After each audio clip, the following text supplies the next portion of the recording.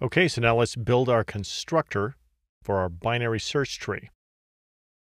So we have a node that is going to look like this, which looks like this. So this is going to be the constructor for the node. So instead of having value and next, like we did in the linked list, we have value, left, and right. So now let's start with our binary search tree class and the constructor. And let's just focus in on the constructor code here like this. And as we have seen before, the first step is to create a new node. And then we're going to pass the node class this value, just like that. So I'm going to show this in a tree like this. And so far we just have the one node. We don't have the rest of them. Because these are objects, they all need to have something pointing to them or they get garbage collected. And everything does have something pointing to it except that top node.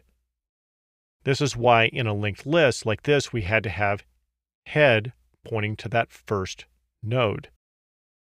Similarly, in the binary search tree, we have to have something pointing to that top node, and we're going to call that root. So we need it to look like this, root pointing to that first item.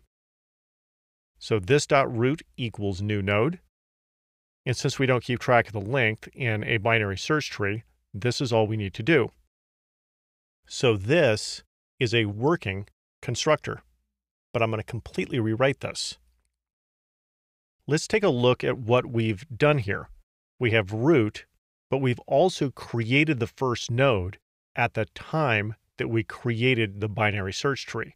You don't have to do that. You don't have to create this with a node. You could just start out by saying root is null. You just create the framework for a binary search tree, and the first node that you insert into it, you do it with the insert method. And I'm going to bring the code back and change it to make it where we don't add a new node at the time that we create the tree. So line by line, we'll go through and change this. First, we're not going to need to pass this a value because we're not creating a node at the time that we create the tree, so we can remove this. This entire line here is just to create the node. We can remove that. And this line, this dot root equals new node, well, we're not going to create that node, so we can remove that and just say this dot root equals null. And that becomes the entire constructor. So let's bring back the rest of our code here. And now let's look at this code in DevTools.